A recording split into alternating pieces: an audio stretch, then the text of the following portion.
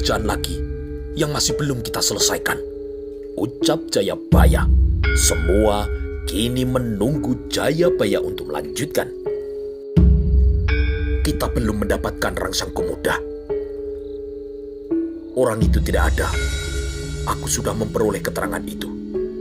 Kita akan segera tinggalkan tempat ini. Menjadi lebih jelas bagi Rak Kembar manakala dari balik dinding, dari tempat-tempat yang terlindung, kemudian bermunculan orang-orang yang masing-masing melakukan penyamaran sedemikian rupa sehingga sangat sulit membedakan antara Bayangkara dengan orang-orang dari Karangwatu.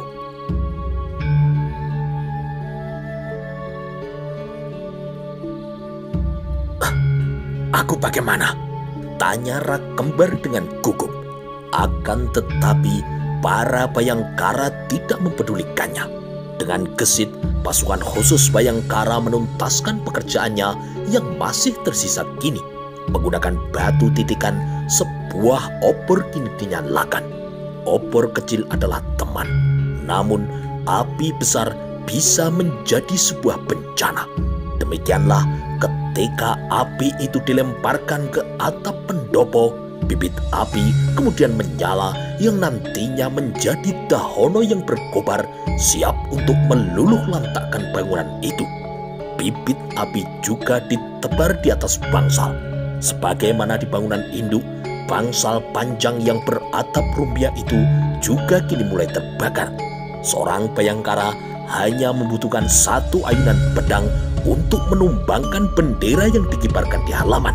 Bendera dalam bentuk buah moco yang dibelit ular kemudian segera dilipat dan dibawa berlari menyusul teman-temannya yang lain. Bayangkara Joyoboyo terhenti langkahnya ketika kemudian ia melihat sebuah bendera yang menggantung. Melihat hal itu, Rak Kembar kini menjadi kebingungan. Nyalinya kini lenyap entah kemana.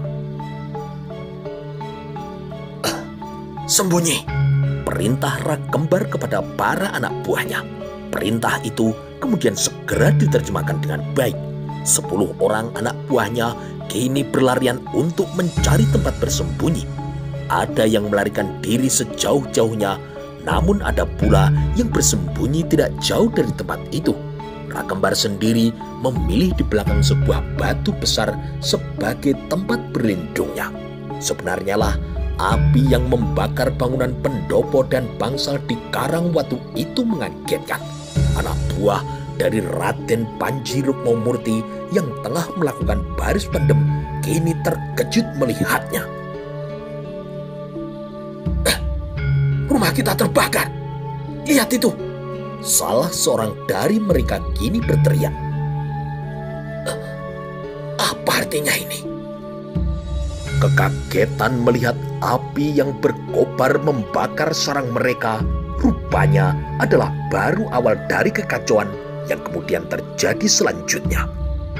Suara bende yang dipukul dengan nada tertentu merupakan perintah untuk berkumpul. Namun sejatinya isyarat itu adalah isyarat palsu karena Bayangkara Joyoboyo yang memukulnya. Nada khusus itu diperolehnya dari mengorek mulut Raden Panji Rukmamurti. Kepanikan yang luar biasa kini telah melanda Mandrawa yang dengan amat lancang ia berlari. Perintah dari suara bende itu cukup jelas. Kobaran api yang melahap sarang mereka juga cukup jelas terlihat. Maka tidak ada alasan dari orang-orang yang tengah melakukan baris pendem di sepanjang tepian sungai itu yang tetap bertahan di tempatnya. Mandrawa punya alasan khusus mengapa ia amat mencemaskan Raden Panji Rukmamurti. Itulah sebabnya meskipun ia telah berlari dengan kencang, namun dirasanya masih belum kencang juga. Mandrawa sangat takut bila kobaran api itu menjadi penyebab kematian dari pimpinannya. Mandrawa kemudian terjatuh, namun ia segera bangkit lagi dan sekali lagi Mandrawa berlari. Kebakaran yang terjadi itu juga mengagetkan Senopati Panji Suryomanturo dan Senopati Haryo Teleng bersama dengan segenap anak buahnya.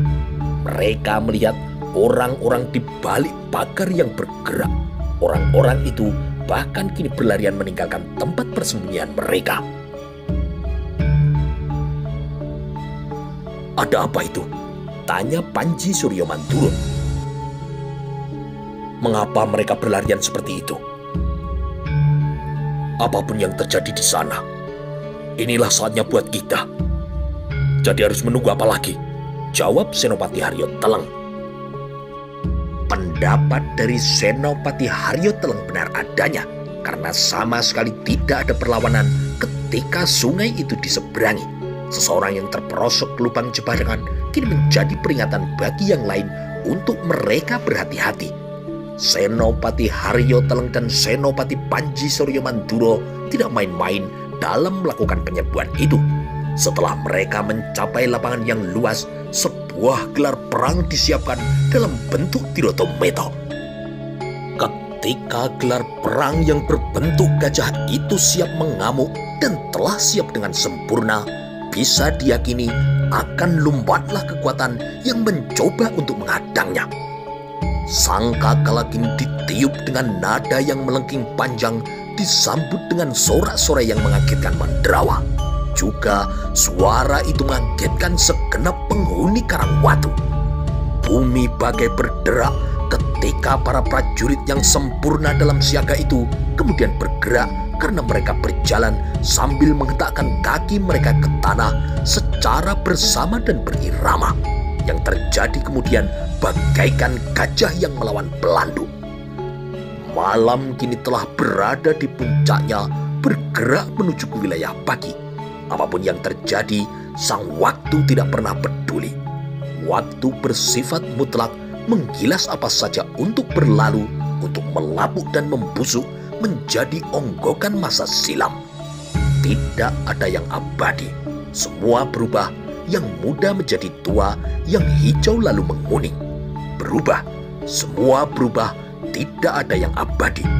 Jika ditanya apakah yang abadi itu, perubahan itu sendirilah yang bergerak secara abadi. Sementara itu, pagi yang datang di hari berikutnya adalah pagi yang sumringah. Burung dan bunga saling melengkapi di pagi itu. Burung perenjak amat dengan riang menyuarakan kicau merdunya dengan terbang ke sana kemari. Namun suara riuh burung itu tidak menarik perhatian dari Raden Kudamerta. Bayangan yang terjadi di malam sebelumnya justru sangat menyita perhatian dari Pangeran Tampan yang selalu mencuri perhatian itu. Raden Kudamerta duduk termangu di selasar istana sambil memandang kuda-kuda yang dibiarkan merumput di alun-alun. Nyeri di dadanya masih terasa, apalagi semalam dengan keadaan yang masih belum sembuh, ia memaksakan diri untuk hadir di Padas Payung. Apa yang telah ia saksikan di tempat itu mengubah cara pandangnya pada sosok Raden Cakradhara. Dendamnya kepada pesaing itu agak mencair terkait pembunuhan-pembunuhan yang terjadi dan juga menimpa pamannya, serta telah melukai dadanya. Raden Cakradhara agaknya tidak bisa disalahkan. Satu soal lagi yang mencuri perhatian dari Raden Kudamerta, siapa lagi kalau bukan Dyah Menur. Memikirkan Dyah Menur, Raden Kudamerta kini lemas dan lunglai. Rindu dendamnya kepada Dyah Menur tidak bisa kini ditahan lagi. Meskipun ia tahu Dyah Menur kini berada pada jarak yang sangat dekat karena ia berada di lingkungan istana, Raden Kudamerta tidak tahu caranya untuk bagaimana berbicara dengan Dyah Menur.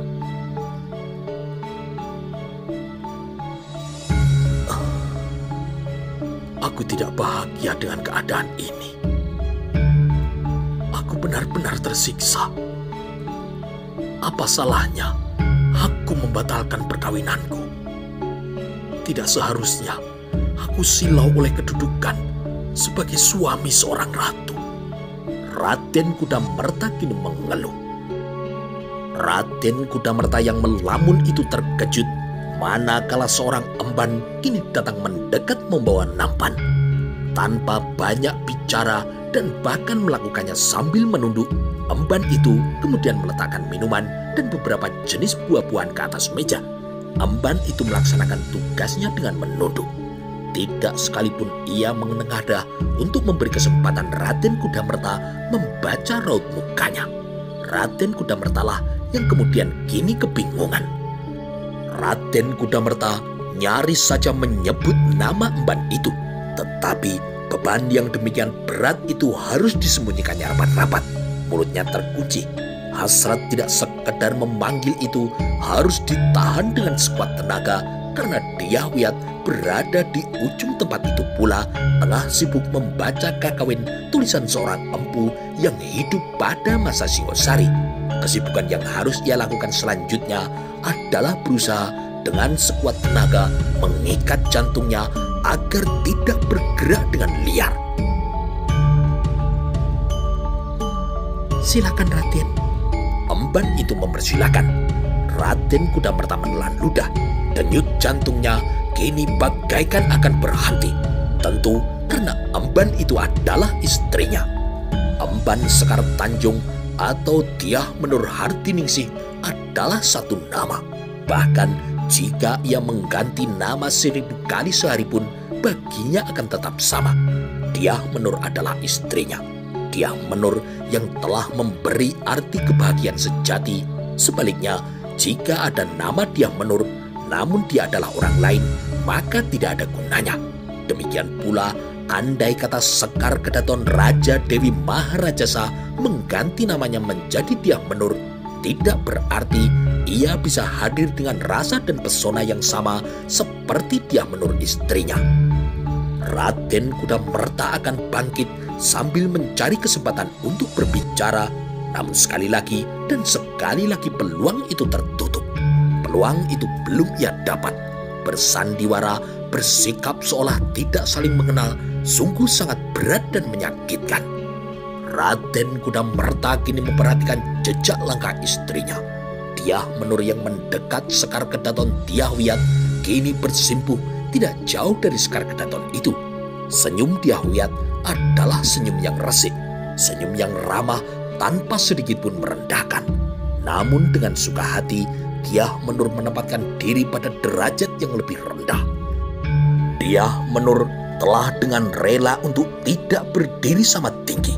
Ia ikhlas beringsut untuk mendekat atau menjauh, meskipun perempuan di depannya itu, ia punya segumpal alasan untuk membencinya.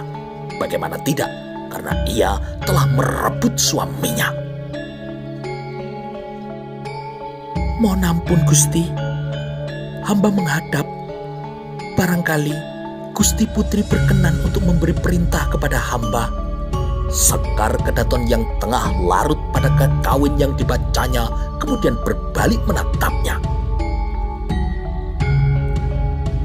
"Kamu bisa membaca Sekar Tanjung?" tanya Sekar Kedaton. Dyah Menur kini menggeleng untuk menutupi jati dirinya. "Hamba tidak bisa membaca Gusti."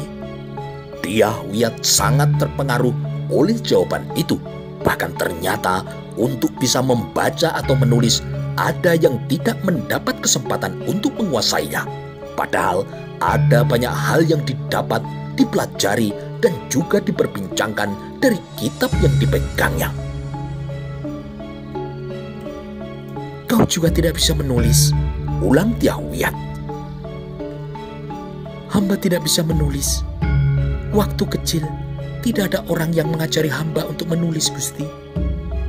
Untuk nama hamba sendiri pun hamba tidak mampu untuk menuliskannya." Dyah Wiyat memutar tubuh ketika melihat suaminya memperhatikan.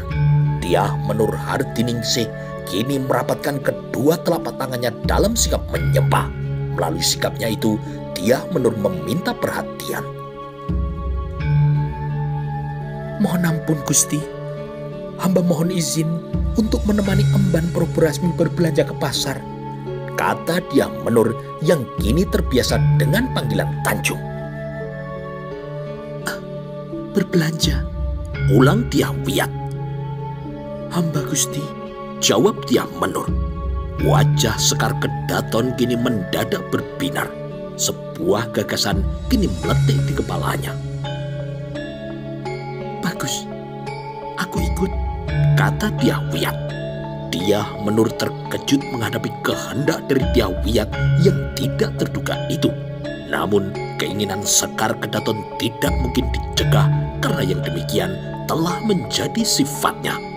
Prabu Rasmi yang mendapat laporan itu kemudian segera menghubungi prajurit pengawal istana. Pimpinan pengawal yang tengah bertugas jaga kemudian segera datang menghadangnya.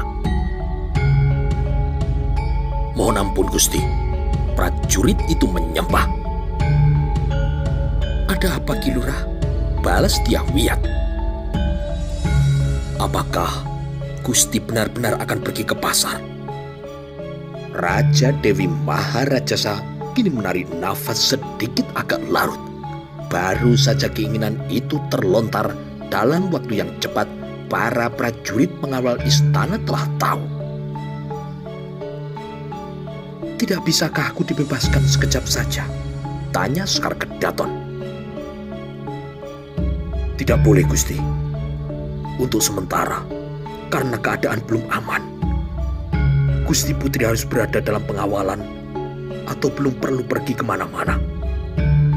Tugas kami para prajurit adalah untuk mengamankan Gusti Putri dan menjamin jangan sampai kejadian adanya orang yang berniat membunuh Gusti Putri terulang lagi Gusti. Beberapa hari yang lalu, Sri Baginda baru terbunuh. Lalu kejadian kiriman buah mangga dan ular. Atas perintah dari Patih Daha, kami harus mencegah jangan sampai Gusti Putri pergi." "Itu artinya aku sama saja dengan terpenjara." Namun Ki Lurah itu mempunyai jawaban yang tidak kalah tangkas. "Itu lebih baik Gusti, daripada ada orang yang berniat untuk membunuh Gusti." Sekar Kedaton kemudian memandang Ki Lurah dengan tajam. "Jadi kau melarangku?" "Mohon ampun Gusti." Sekar Kedaton Dyah Wiyat terpaksa harus mengalah setelah beberapa saat ia menimbang. "Baiklah, kalau begitu aku batalkan," kata Dyah Wiyat. Setelah menyembah, prajurit itu kemudian kembali ke penjagaan tempat ia berada. "Aku pinjam pakaianmu," ucap Sekar Kedaton. Dyah Menur kini terkejut dan mengalami kesulitan untuk mencerna permintaan dari tuannya itu. "Pinjami aku pakaianmu. Makin jelek makin baik." "Maksud Gusti?" tanya Dyah Menur. "Kalau pengawal istana melarangku, ya sudah. Tetapi saat ini, aku benar-benar ingin keluar. Dengan aku menyamar, tidak ada seorang pun yang mengenal aku lagi. Ayo." Dyah Menur kini merasa ragu. "Pakaian hamba jelek Gusti." "Tidak apa-apa. Justru makin jelek akan makin baik. Kita akan pergi ke pasar hanya berdua. Emban Prabu Rasmi juga jangan sampai tahu." Dyah Menur merasa tidak punya pilihan lain. Dyah Menur tidak membutuhkan waktu yang terlalu lama untuk mengambil pakaian yang dikehendaki oleh Sekar Kedaton. Pada dasarnya, Dyah Menur tidak memiliki pakaian yang jelek. Sebagai istri dari Raden Kudamerta, ia telah tercukupi semua kebutuhannya. Itulah sebabnya Dyah Menur terpaksa mengeluarkan pakaian kumal yang ia simpan secara khusus dan diperlakukan dengan cara yang khusus pula. Pakaian jelek itu justru adalah sebuah kenangan yang tidak bisa dinilai. Pakaian jelek itulah satu-satunya pakaian peninggalan ibunya yang kini masih ia simpan. Apabila ia merindukan ibunya, Dyah Menur kemudian mengeluarkan pakaian itu dan menciuminya. Pakaian itu meskipun kumal, namun punya kesanggupan untuk memaksa Dyah Menur menangis. "Silakan Gusti." Dyah Menur kemudian menyerahkan pakaian itu kepada Sekar Kedaton. Dyah Wiyat Raja Dewi Maharajasa kini menahan tawa. "Ini pakaianmu. Jelek sekali." Dyah Menur kini tersenyum. "Hamba Gusti, pakaian pakaian ini bukan milik hamba, tetapi adalah milik mendiang ibu hamba. Ini pakaian yang paling jelek bila Gusti Putri berkenan. Hanya berdua di dalam bilik dibantu oleh Dyah Menur, Maharajasa berdandan menyamarkan diri. Meskipun telah mengenakan pakaian kumal, tetap saja Dyah Wiyat terlihat sebagai dirinya. Wajahnya sangat mudah dikenali. Di permukaan air dalam jambangan yang dengan khusus digunakan untuk berkaca, Sekar Kedaton Dyah Wiyat kini memperhatikan bayangan dari wajahnya. Melihat jambangan itu, Dyah Wiyat tidak mampu menyembunyikan senyumnya.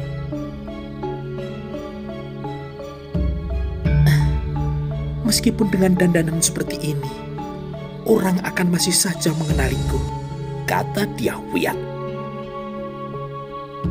Menurut hamba, rambut dari Gusti Putri harus diacak sampai kumal. Lalu, wajah dari Gusti Putri juga harus digelapkan, kata Dyah Menur. Dyah Wiyat kini berbalik. Kau bisa membuatku seperti itu? Tanya Dyah Wiyat. Apabila Gusti Putri mengizinkan. Baik, lakukan. Dyah Menur ternyata mampu membuktikan apa yang dikatakannya.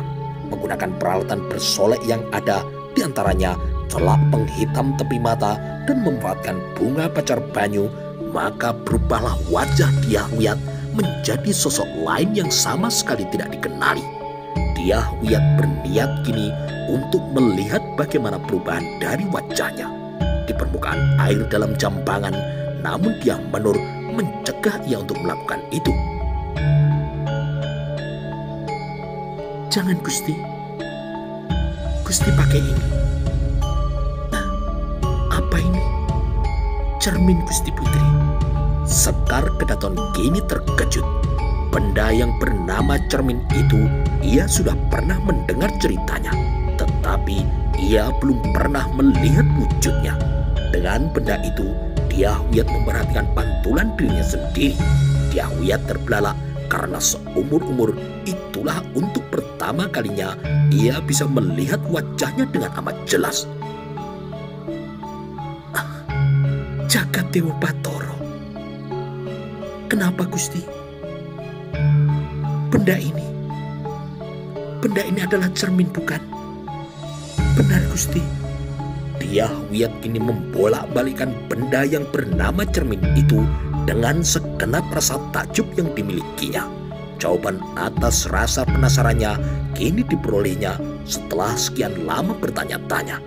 Berkaca di permukaan air, sebagaimana selama ini ia lakukan, tidak memberi kepuasan hatinya. Gambar yang dipantulkan bergelombang, apalagi bila permukaan air itu bergerak karena angin. Bukan main. Bagaimana kau bisa memperoleh benda seperti ini? Desis Dyah Wiyat. Dyah Menur kini merapatkan dua telapak tangannya.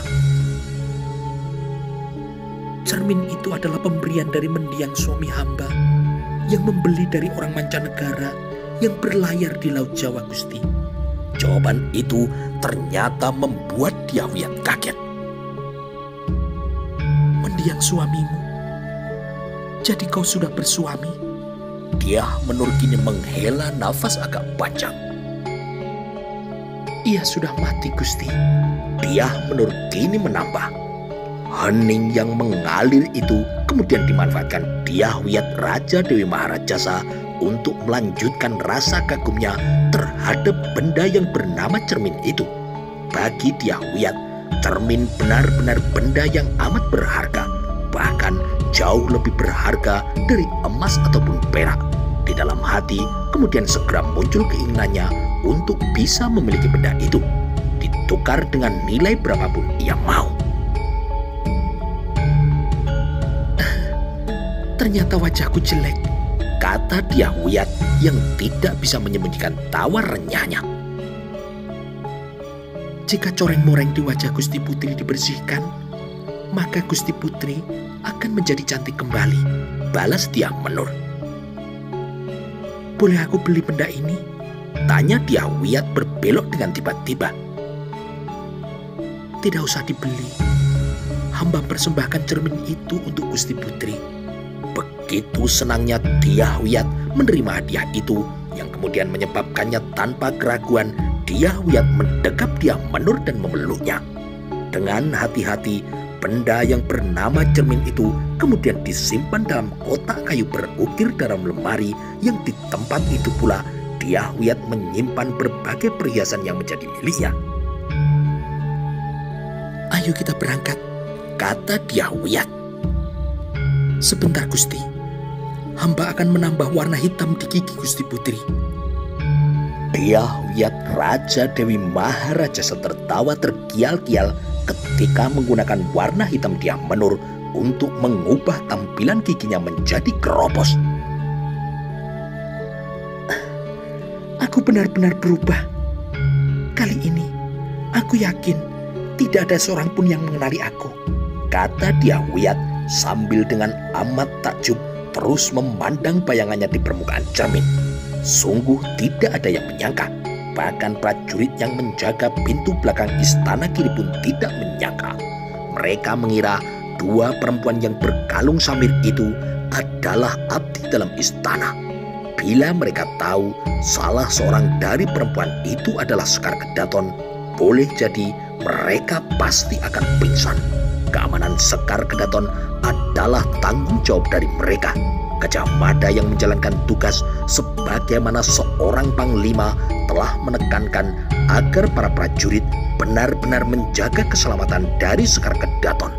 Jika sampai Dyah Wiyat mengalami celaka atau ditimpa bencana, maka para pengawal itulah yang nantinya akan dijatuhi hukuman. Begitu ringannya Dyah Wiyat mengayunkan kakinya dan begitu bergembira hatinya. Pergi ke pasar bukanlah hal yang luar biasa bagi Dyah Wiyat. Ia telah melakukannya berulang kali, tetapi ia tampil secara utuh sebagai seorang Dyah Wiyat yang dikawal dengan amat ketat. Kali ini ia punya peluang untuk berbuat sesuka hatinya karena tidak ada seorang pun yang akan mengenalinya. Kali ini aku benar-benar bahagia.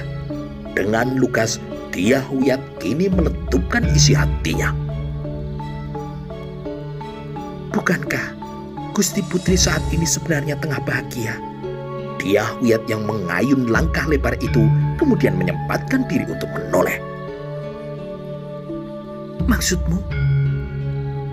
Menurut hamba, saat ini Gusti Putri sedang berbahagia. Gusti Putri telah menjadi seorang istri. Dyah Menur kini terheran-heran melihat Dyah Wiyat menggeleng. Kenapa Gusti? Aku tidak mencintainya. Satu-satunya yang aku suka dari suamiku hanyalah kemampuannya dalam meniup seruling. Suamiku juga tidak pernah jujur padaku. Ia telah beristri. Dyah Menur kini merasa jantungnya akan berhenti berdetak. Tetapi itu juga bukan salahnya. Bukan salah dari Kakang Kudamerta. Aku tidak akan menyalahkan Kakang Kudamerta. Aku yang harus menyalahkan diri sendiri. Kau bisa menyimpan rahasia? Dyah Menur kini mengangguk.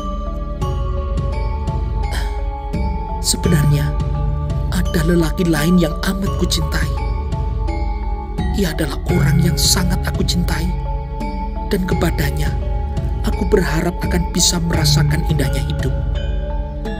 Mimpi itu tidak bisa aku gapai karena dia adalah Ratanca. Sementara Ratanca sendiri sudah mati. Ia dibunuh oleh Gajah Mada karena Ratanca telah membunuh Kakang Jayanegara. Dyah Menur lebih terperanjat lagi, dan dengan pandangan mata yang secara langsung Dyah Menur melihat mata dari Sekar Kedaton yang berkaca-kaca. Ternyata tidak seperti yang aku duga, kata hati Dyah Menur. Namun dengan segera Dyah Wiyat mengubah dirinya menjadi riang kembali. Tidak dibiarkannya duka itu menyelinap terlalu lama, dan Dyah Wiyat kemudian mengayun langkah sedikit lebih lebar. Semula Dyah Menur selalu menempatkan diri berjalan di belakangnya. Namun Dyahwiyat tidak membiarkan Dyah Menur untuk melakukan itu. Dyahwiyat segera menggandeng tangannya dan diajaknya berjalan bersebelahan. Dalam keakraban yang menjelma, Dyahwiyat tidak menganggap Sekar Tanjung sebagai abdi emban, tetapi lebih sebagai seorang sahabat. Ingat, di pasar kau jangan pernah memanggilku Gusti Putri. Juga jangan sekalipun menyembah. Kau panggil aku Dewi. Baik Gusti, jawab Dyah Menur. Dyah Menur dan Raja Dewi Maharajasa kini berhasil melintasi penjagaan tanpa menarik perhatian. Mereka lakukan itu sambil menahan nafas. Namun setelah lewat jarak yang cukup jauh, dengan bersama-sama tawa mereka kini meledak. Ini benar-benar gila. Dyahwiyat kini meletup. Dengan langkah yang amat ringan, bahkan ada kalanya dilakukan sambil berkejar-kejaran, Dyahwiyat dan Dyah Menur kini mengayun langkah ke pasar Dasino. Lewat ruas jalan yang sama, nampak beberapa orang berjalan ke arah yang sama. Jalanan kini terlihat ramai oleh tidak hanya orang-orang yang berlalu lalang, tetapi juga oleh beberapa kereta kuda yang tengah mencari penumpangnya. Dyahwiyat boleh jadi merasa yakin perubahan penampilannya tidak ada yang mengenali dan juga memang tidak bisa dikenali. Akan tetapi, bila sejak keluar dari pintu ada orang yang membayang-bayangi perjalanan mereka, justru adalah karena Dyah Menur. Orang itu adalah lelaki yang bisa dibilang tua karena usianya telah berada di umur 60 tahunan. Wajahnya tidak terlihat dengan jelas karena ia mengenakan caping yang tenggelam menutupi sebagian wajahnya. Dengan langkah kaki yang pincang, atau tepatnya sengaja dibuat pincang, orang itu berjalan mengikuti dari belakang sambil tangan kanannya menggerakkan tongkat seolah-olah menuntun arah langkahnya. Dyah Menur tetap tidak sadar adanya bahaya yang tengah mengintai. Lelaki bercaping itu berjalan makin dekat. Siapapun orang itu, ia kini telah mencabut pisau tajam dan kemudian menggenggamnya menggunakan tangan kanannya. Sementara tongkat kayu penuntunnya kini telah pindah ke tangan kiri. Orang itu berencana memaksa Dyah Menur untuk mengikutinya, dan apabila perempuan yang menjadi sasarannya itu tidak mau, tersedia pilihan lain, yaitu menenggelamkan pisau itu ke tubuh Dyah Menur. Akan tetapi, betapa terkejutnya orang yang bercaping itu, tiba-tiba saja sebuah sentuhan pada lengan kanannya memaksanya untuk menoleh. "Kisana, aku ada perlu denganmu," kata orang itu. "Siapa kau?" balas orang itu. "Apakah Kisana yang bernama Rangsang Kumuda?" Orang yang disebut dengan menggunakan nama Rangsang Kumuda itu kemudian terkejut. "Aku bukan Rangsang Kumuda. Kau siapa?" "Namaku adalah Pradabasu," jawab orang di depannya. Nama Pradabasu rupanya adalah sebuah nama yang banyak dikenal. "Bayangkara Pradabasu?" "Ya." "Kau mau apa?" tanya Rangsang Kumuda dengan gelisah. "Kisana ikut aku. Kisana tidak bisa menolak karena ada cukup banyak anak buahku yang mengawasi Kisana. Kisana lihat orang yang berdiri di dekat kuda putih itu. Dia adalah temanku. Jadi, Kisana tidak bisa lari kemana-mana." "Kau salah orang. Aku bukan Rangsang Kumuda." Pradabasu kini tersenyum. "Kau bukan Rangsang Kumuda. Baiklah, kalau kau memang bukan Rangsang Kumuda, buktikan itu nanti di balai prajurit, di hadapan orang-orang yang akan memeriksa dirimu. Kalau kau bisa membuktikan dirimu bersih, jangan khawatir, pasti akan aku lepaskan." Pradabasu mungkin punya kehendaknya sendiri, namun orang yang diduga Rangsang Kumuda itu tidak mau dipaksa untuk menyesuaikan diri dengan kehendak orang lain, meskipun orang itu adalah Pradabasu. mantan Bayangkara yang menjadi buah bibir banyak orang. Juga meskipun Bradabasa mengaku ia tidak hanya sendiri di tempat itu, ada banyak prajurit Bayangkara yang siap menangkap dirinya. Orang yang diduga Rangsang Pemuda yang telah menggenggam pisau itu segera mengayunkan senjatanya ke arah dengan menusuk langsung ke tubuh Bradabasa. Akan tetapi Bradabasa telah siaga dan memperkirakan hal itu akan terjadi. Bersamaan dengan orang yang bercaping itu mengayunkan tangan, pada saat yang sama Bradabasa menggeliat untuk menangkap lengannya dan kemudian menelikung ke belakang. Orang yang diduga Rangsang Pemuda itu tidak mau ditangkap dan juga kemudian memberikan perlawanan. Akan tetapi orang itu tidak mungkin melawan Bradabasa yang lebih mudah. Ibarat nafsu besar namun tenaganya kurang. Perlawanan yang diberikan kini telah usai. Apa yang terjadi kemudian segera menjadi tontonan karena ada banyak orang di tempat itu. Pucat Pasilah kini Dyah Menur yang ikut menyaksikan dan berhasil mengenali siapa orang yang sedang diikat tangannya dengan menggunakan tali jenggot itu. Ia juga mengenali siapa orang yang telah meringkus orang itu. Raja Dewi Maharajasa bingung ketika melihat Bradabasa tersenyum kepadanya. Namun Dyah Wiyat segera sadar senyum Bradabasa itu diarahkan kepada Sekar Tanjung, bukan kepada dirinya. Dyah Wiyat kini menjadi terheran-heran melihat Sekar Tanjung pucat pasi. Telapak tangan yang dipegangnya kini mulai terasa dingin. "Kau kenapa?" tanya Dyah Wiyat. Namun Dyah Menur tidak menjawab. Meskipun menjadi tontonan orang banyak, tidak ada seorang pun yang bisa menebak apa yang baru saja terjadi. Orang-orang itu saling bertanya di antara mereka masing-masing, namun tidak seorang pun yang bisa memberi jawaban yang benar. Dengan cekatan, mantan Bayangkara Bradabasa menyeret orang yang baru diringkus itu dan kemudian dibawa mendekat ke orang yang menunggunya. Dengan cekatan, orang yang menunggu membantu menaikkan tubuh tawanan yang telah terikat itu ke atas kudanya. Kuda yang amat menyolok mata karena warnanya juga putih. Dyah Wiyat mengenali orang itu.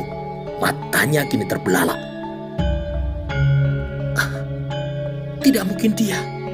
Namun kesempatan untuk meyakinkan bahwa orang kedua selain Bradabasa itu benar sebagaimana yang ia duga segera berakhir karena ia telah memutar kuda dan membelakanginya.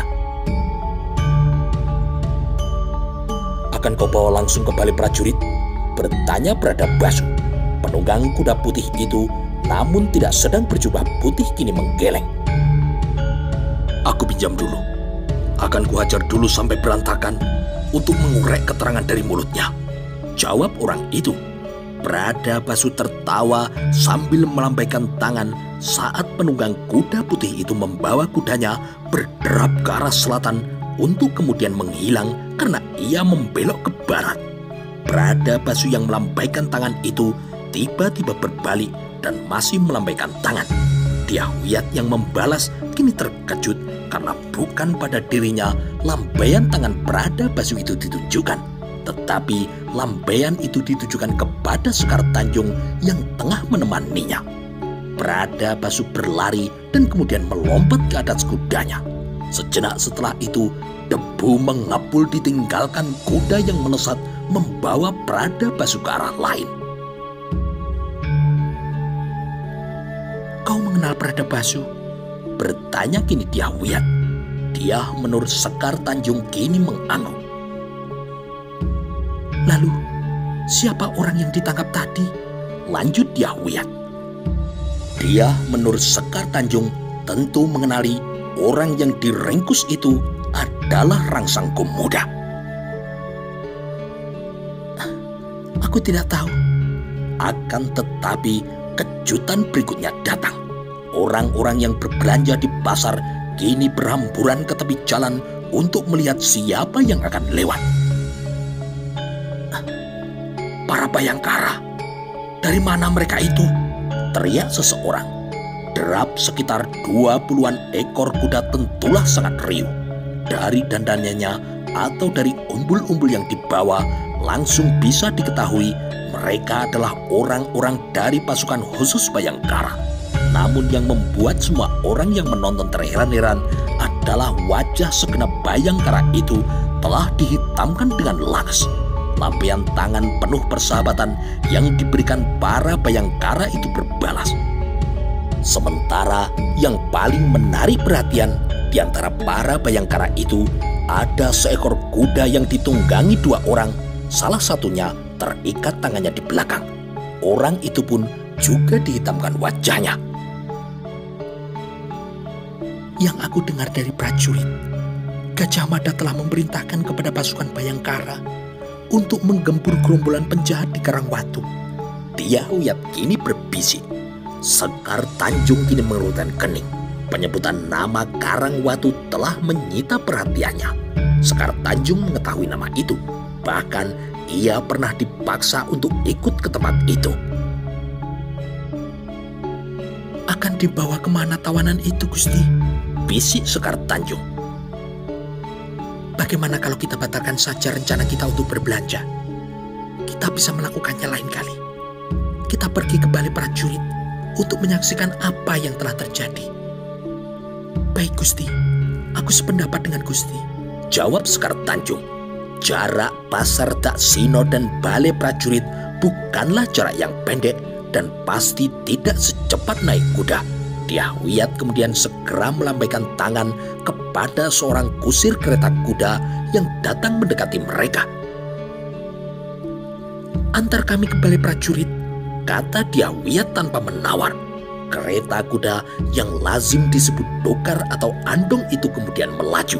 Dyahuyat merasa ia tidak sabar ingin segera sampai di tempat itu.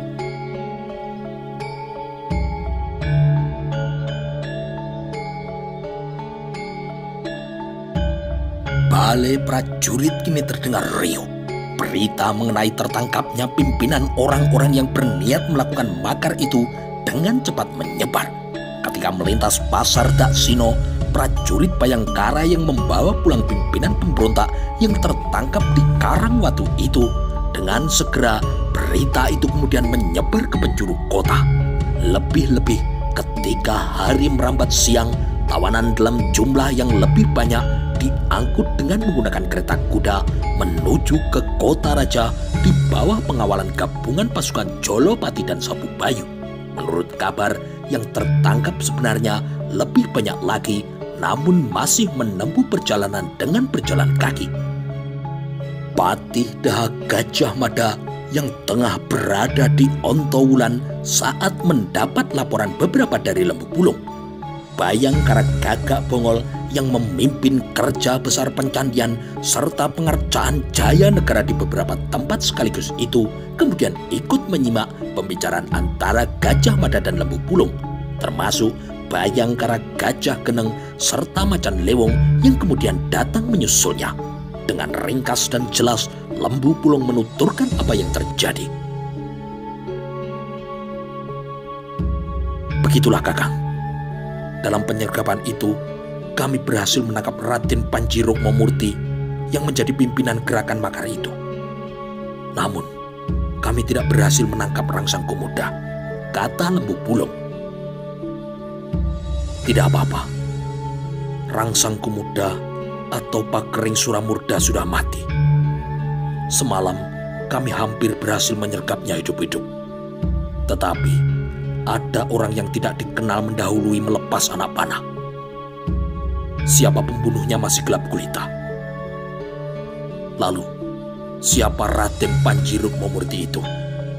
Bangsawan dari mana dia? Bhayangkara Lembu Bulung kini menggeleng. Aku belum berhasil mengorek keterangan dari orang itu, Kakang.